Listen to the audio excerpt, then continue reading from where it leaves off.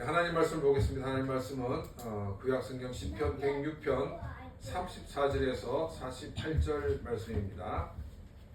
구약성경 시편 106편 34절에서 48절 말씀을 교독하도록 하겠습니다.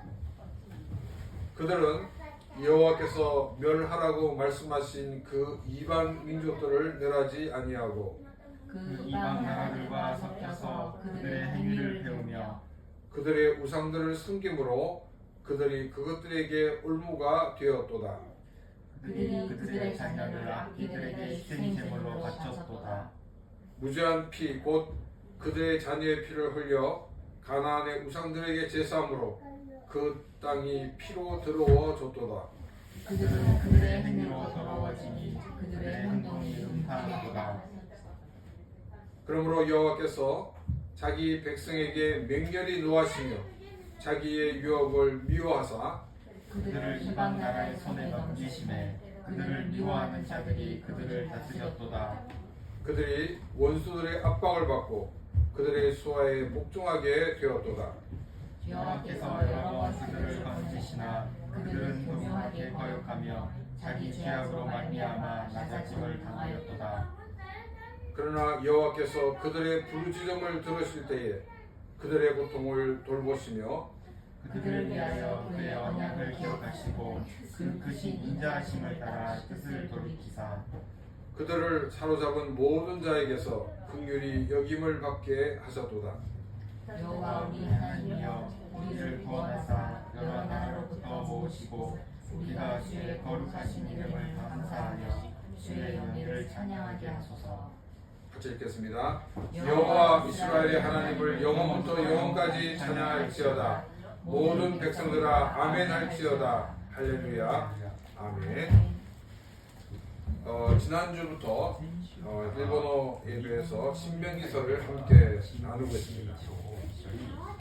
신명기서는 이스라엘 백성들이 이집트에서 나온 이후 40년간 광야 생활을 하게 됩니다.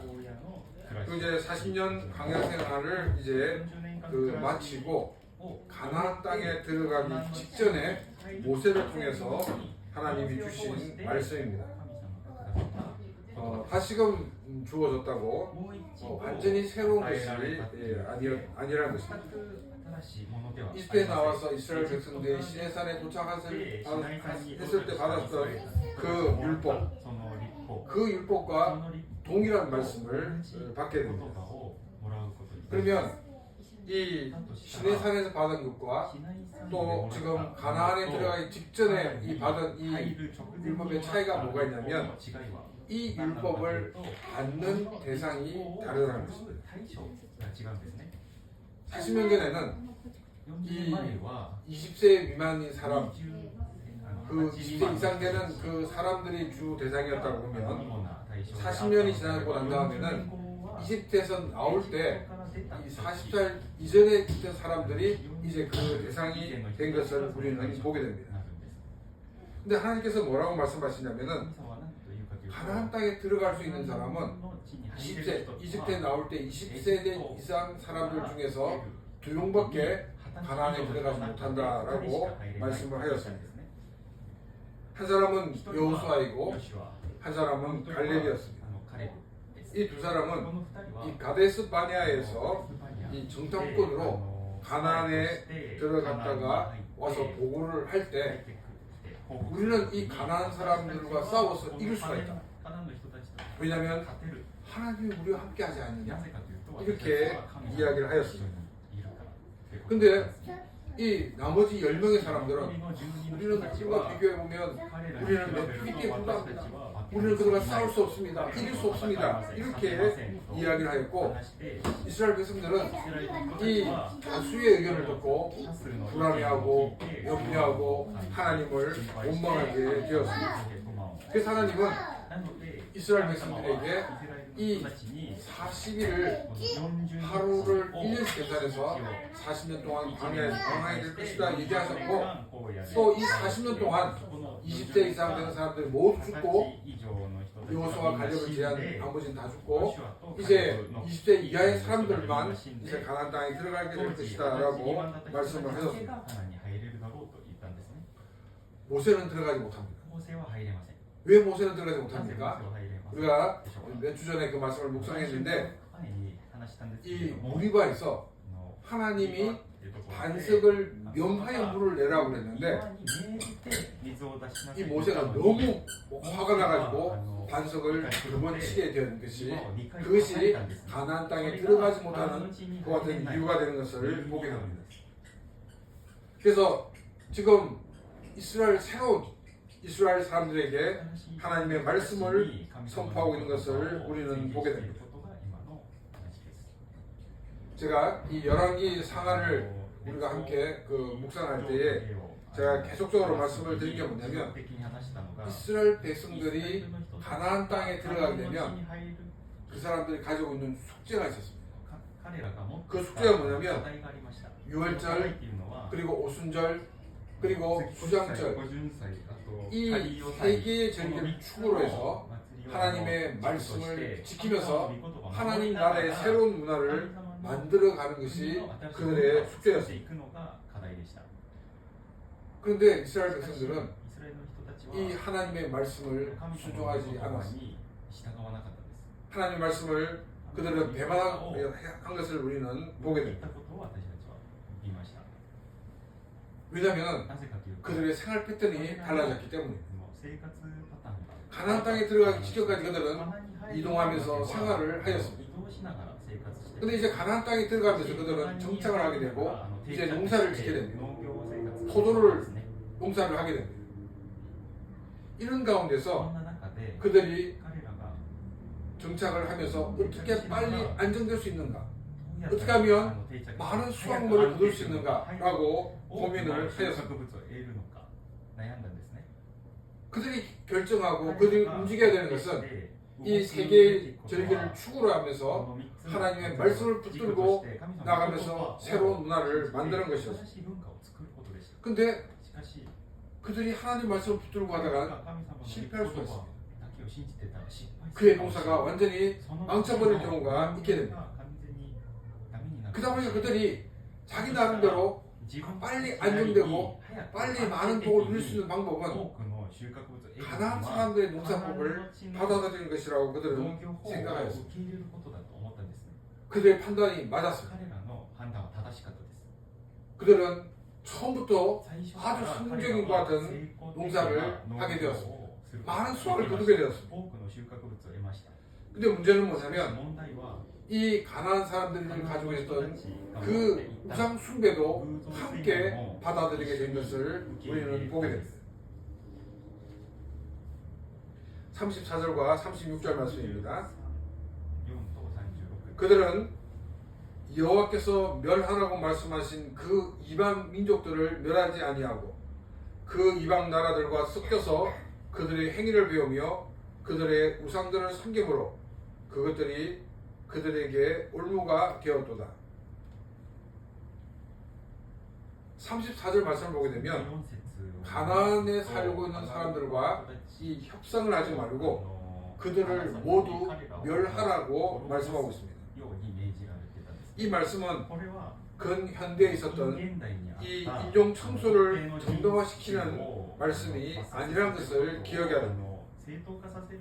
가나안 민족을 다 멸하는 것은 이 하나님 나라의 관점에서 보아야 한다는 것입니다.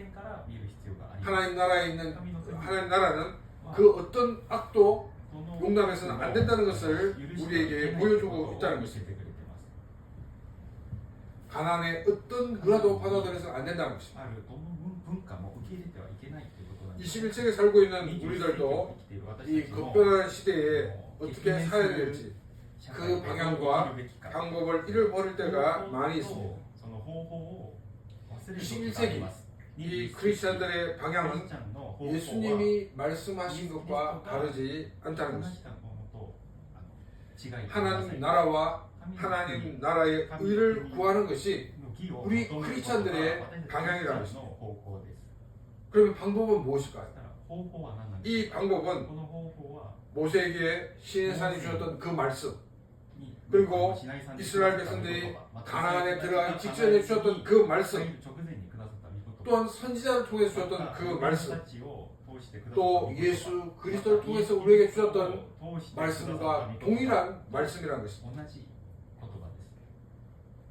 물론 하나님의 말씀에서 21세기에 살고 있는 우리들에게 구체적으로 이렇게 하라, 저렇게 하라고 말씀하고 있지는 않습니다. 왜냐하면 성경에 기록될 그 당시와 지금 AI 시대인 우리의 시대와는 문화적으로 또 환경적으로 많은 갭이 있기 때문입니다. 그렇다고 그러면 우리가 성경에 있었던 여러 가지 사건들을 어떻게 봐야 하는가 하는 것입니다. 그냥 이야기로 받아들여서는 안 된다는 것입니다. 또 이 성경에 기록된 것이 그냥 과거에 있었던 하나의 사건으로만 생각해서도 안 된다는 것입니다. 우리는 이 성경에 있었던 이 말씀이, 이 일들이 나의 삶에 하나님께서 말씀하신 것이 있다는 것을 기억하고 그 하나님의 뜻을 찾아야 한다는 것입니다. 그래서 우리는 하나님의 그 뜻을 알기 위해서 우리는 성경을 읽어야 한다는 것입니다. 매일매일 큐티를 통해서 또한 매일매일 하나님의 말씀을 읽고 묵상함으로 우리에게 말씀하시는 그 하나님의 음성을 들어야 한다는 것입니다. 또 우리는 그 말씀을 통해서 인도를 받아 삶으로 말미암아 하나님의 사람으로서 더 많은 열매를 맺는 삶이 되어야 하는 것입니다. 사업을 하기 위해서 이 거래처 사람들과 술과 향을 접대해야 되는 그런 가난의 방법들을 우리는 버려야 하는 것입니다.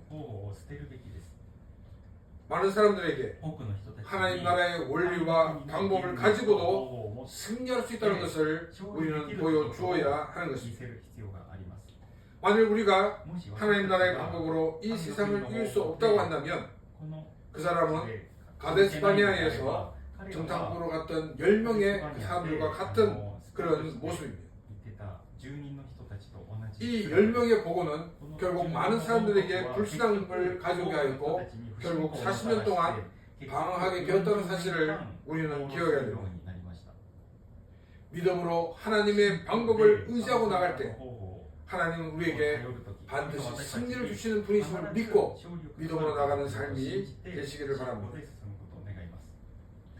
목사님 제가 이런 말을 하니까 목사님이 사업을 하지 않으니까 저런 말씀하시지 목사님이 사업한다고 그러면 아마도 더 가난한 방법을 할 거다 이렇게 얘기할 수도 있을 것입니다.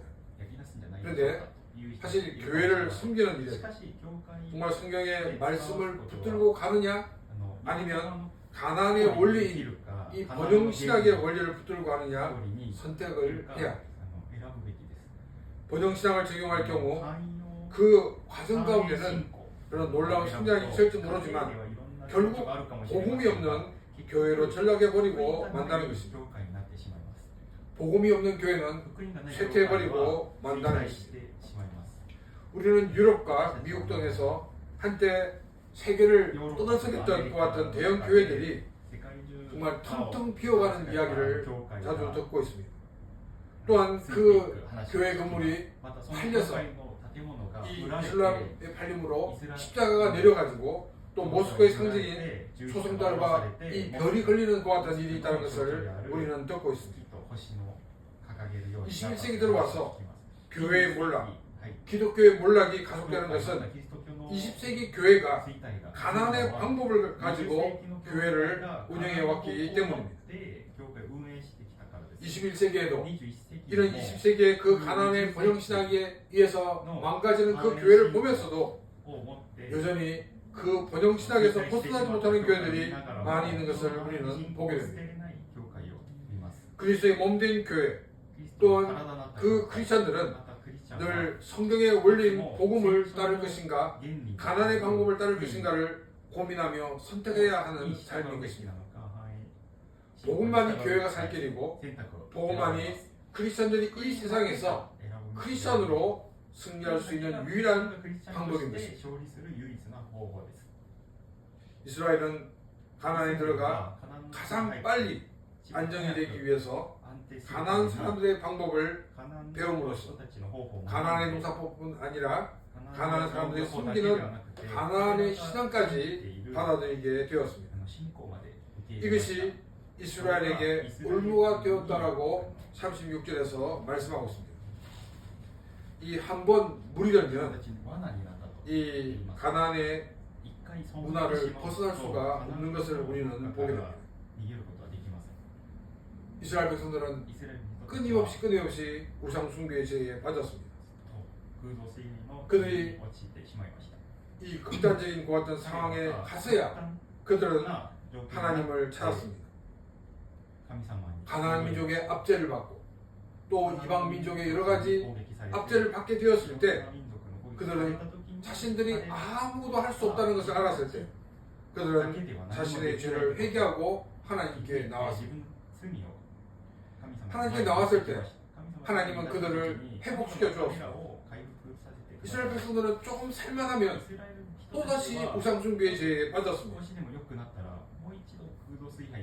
또 밑바닥까지 갔어야 그들은 또 하나님 앞에 나와 회개를 하였습니다.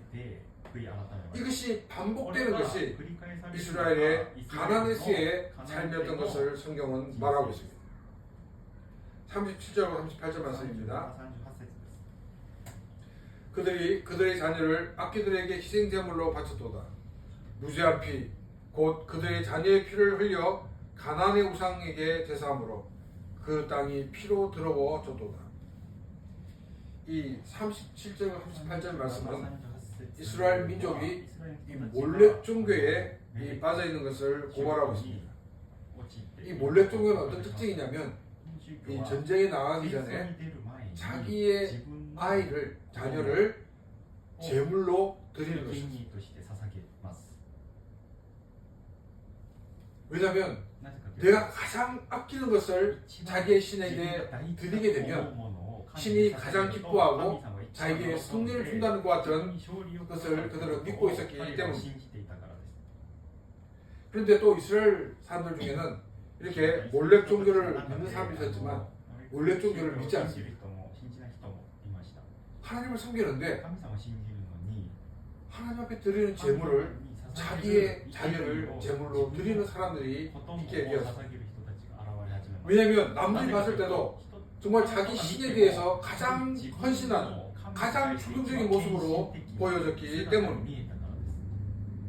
그래서 사람들 중에는 하나님을 믿는다면서 하나님을 기쁘게 하기 위해서 자기의 자식을 제물로 드리는 그런 사람이 있었다는 것입니다. 그래서 미가서에서 선지자는 이렇게 말하고 있습니다. 미가서 6장 6절에서 8절 말씀입니다. 내가 무엇을 가지고 여호와 앞에 나가며 높으신 하나님께 경배할까? 내가 번제물로 1년 된 송아지를 가지고 그 앞에 나갈까? 여호와께서 천천의 수엿 양이나 만만의 강물 같은 기름을 기뻐하실까? 내 허물을 위하여 내 마다들을 내 영혼의 죄로 말미암아 내 몸의 열매를 드릴까?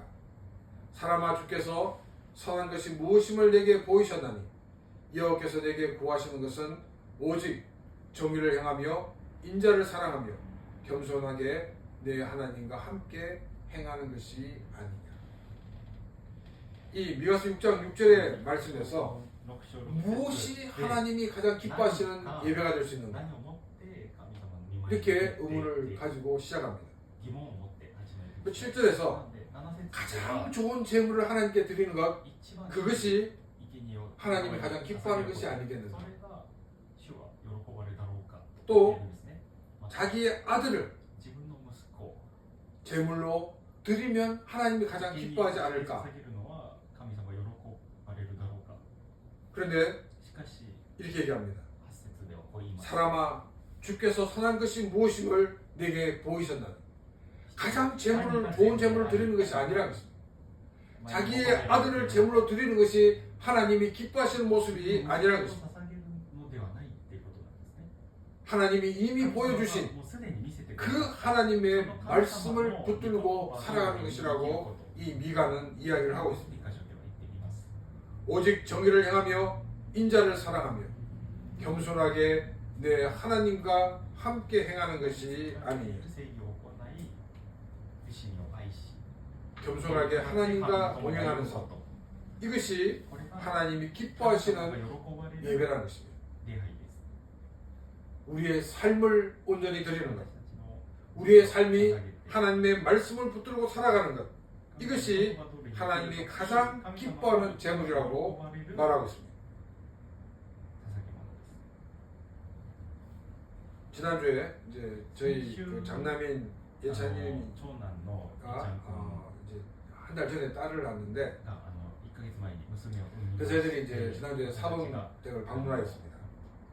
예찬이가 이제 육아로 지금 이제 양양에 가 있는데 만나서 이런저런 그 많은 이야기를 나누었습니다. 이제 예찬이가 이제 거기서 차를 모는데 사범댁에서 운전을 하라고 이제 차를 줬어요. 그 차가 이제 좀 좋은 차다 보니까 예찬이가 운전대로 안 되죠. 이래 막 신경 쓰여가지고 운전을 막 하고 다녔다고 합니다. 근데 이제 좋은 차다 보니까 사람들이 야, 젊은 사람은 좋은 차 타고 다니는데 이렇게 생각할 수 있지 않겠는가.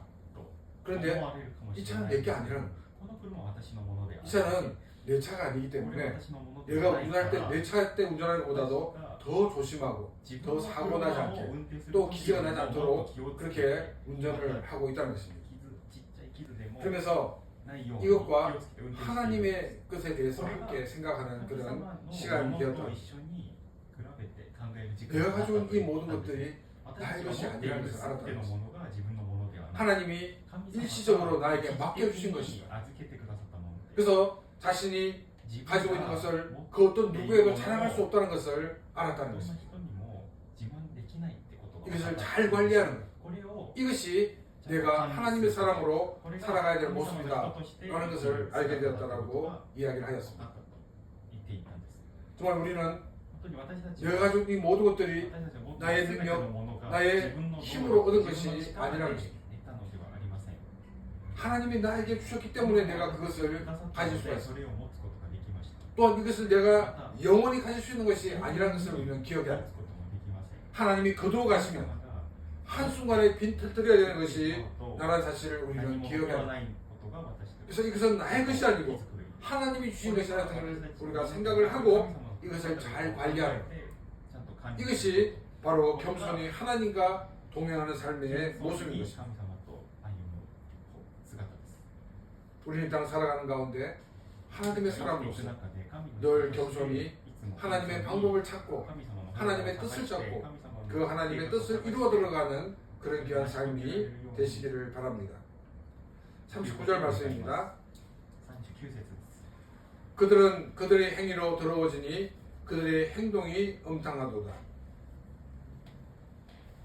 하나님께서는 이스라엘 백성들이 우상 숨기는 그 죄에 대해서 간음하였다라고 표현하고 있습니다. 하나님 백성과 하나님과의 관계를 부부로 표현을 하고 있습니다.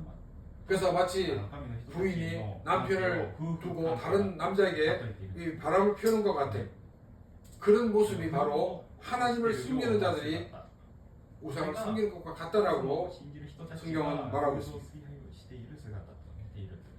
또 이 행동이 엉탕하다라는 이 말은 또 어떤 의미가 있냐면 이 가나안 종교뿐 아니라 고대 많은 종교들은 종교 예식 가운데 맨 마지막 하는 것이 뭐냐면 이 여사제들과 성적인 그런 관계를 가지는 것이었습니다.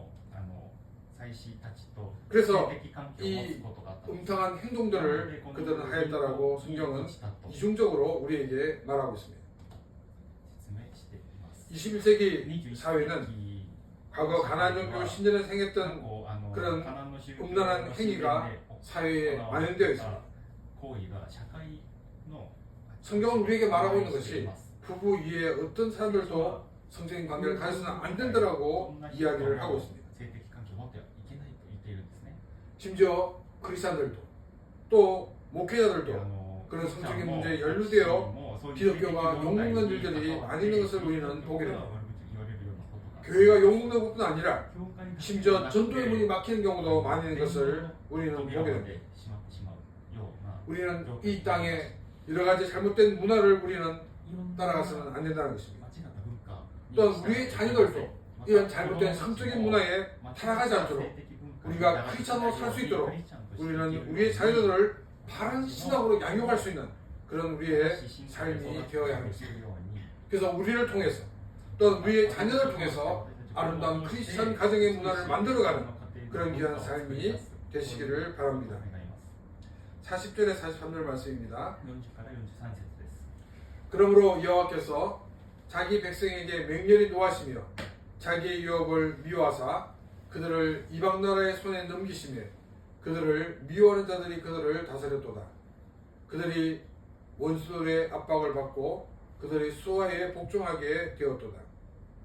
여호와께서 여러 번 그들을 건지시나 그들은 교묘하게 거역하며 자기 죄악으로 말미암아 낮아짐을 당하였도다. 이 40절에 43절의 말씀은 가나안 문화를 따라서 우상 숭배했던 이 이스라엘이 이방 손에 넘겨졌다라고 성경은 말하고 있습니다. 그들이 여러 가지 어려움을 겪게 되었을 때 그들이 하나님 앞에 나와 회개하였고 하나님은 그들을 다시금 회복시켜 주었지만 그들은 교묘하게 거역하며 자기의 죄악을 지었다라고 성경은 말하고 있습니다. 그래서 하나님은 그들을 낮추셨습니다. 그 낮추심이 어느 정도였냐면 이 북이스라엘은 아수르에 의해서 멸망되어지고 이스라엘 사람들은 세계 각지로 흩어지게 되었습니다. 또 남유다는 바벨론에 의해서 멸망되므로 이제 이스라엘 나라가 역사에서 사라지는 것 같은 일이 있게 되는 것을 보게 됐습니다. 하나님께서는 하나님의 백성을 바닥까지 낮추는 것을 우리는 보게 됩니다. 44절에서 46절 말씀입니다. 그러나 여호와께서 그들의 부르짖음을 들으실 때에 그들의 고통을 돌보시며 그들을 위하여 그의 언약을 기억하시고 그 크신 인자심을 따라 뜻을 돌이키사 그들을 사로잡은 모든 자에게서 긍휼히 여기심을 받게 하셨도다. 이스라엘 백성들은 정말 바닥까지 가서야 하나님 앞에 나와 회개하게 되는 것을 우리는 보게 됩니다. 바벨론 동에 잡혀가서 그 바벨론 강가에서 울며 하나님 앞에 기도할 때 하나님은 그들의 기도를 들으시고 또한 하나님께서 아브라함이 약속한 그 약속을 기억하시고 그들을 회복시켜 주셨다라고 성경은 말하고 있습니다. 어떤 사람이 가장 어리석은 사람일까요? 바닥까지 가서도 하나님 앞에 나오지 않는 사람입니다. 그 다음 어리석은 사람은 이제 자신이 바닥까지 가게 되었을 때 하나님 앞에 나오는 사람, 그보다 조금 위인 사람은 이제 자신이 뭔가 잘못된 것을 발견했을 때 그들이 이제 하나님 앞에 나오는 사람들입니다. 우리는 하나님을 믿는 사람들로서 하나님 말씀을 붙들고 살아가야 합니다. 때를 따라 우리가 연약하여서 하나님 말씀을 떠나게 되어서 여러 가지 힘들고 어려움이 시작될 그 무렵 우리는 그때라도 하나님께 돌아오게 되면 우리는 하나님의 긍휼하심을 우리는 받을 수가 있게 된다는 것입니다. 왜냐하면 우리 하나님은 긍휼이 풍성하신 하나님이시기 때문입니다. 47절에서 48절 말씀입니다. 여호와 우리 하나님이여 우리를 구원하사 여러 나라로부터 모으시고 우리가 주의 거룩하신 이름을 감사하며 주의 영예를 찬양하게 하소서. 여호와 이스라엘의 하나님을 영원부터 영원까지 찬양할지어다. 모든 백성들아 아멘 할지어다. 할렐루야. 가나안에 살면서 그들을 원주민들을 몰아내야 되는 이스라엘이 오히려 원주민들의 공격을 받고 지배를 받았습니다. 그들이 다시금 회복되었지만 그들은 다시금 하나님을 배반하고 우상을 섬겼습니다. 아시리아에 의해서 패망되었죠. 또 바벨론에 의해서 그들은 패망하여서 세계 각지로 흩어지게 되었습니다.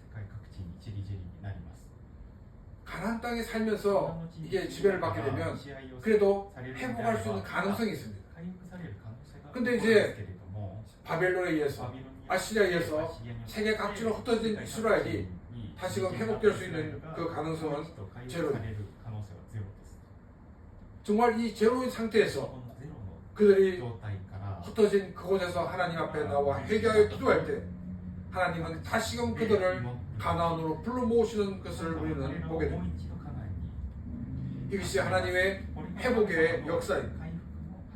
우리 인간의 생각에서는 제로이지만 그러나 하나님이 뜻하시면 이 모든 것을 이루어 나가시는 것이 바로 우리 하나님이십니다. 그래서 이 회복 역사에 대해서 하나님께 감사하고 찬양하자라고 시편기자는 말하고 있습니다. 어떤 사람들 중에서는 바닥까지 내려가서 정말 자신의 잘못을 깨닫고 회개하였습니다. 그런데 그들의 진정한 회복은 공동체로 들어오는 것입니다. 유다 같은 경우에 이제 공동체를 떠났습니다.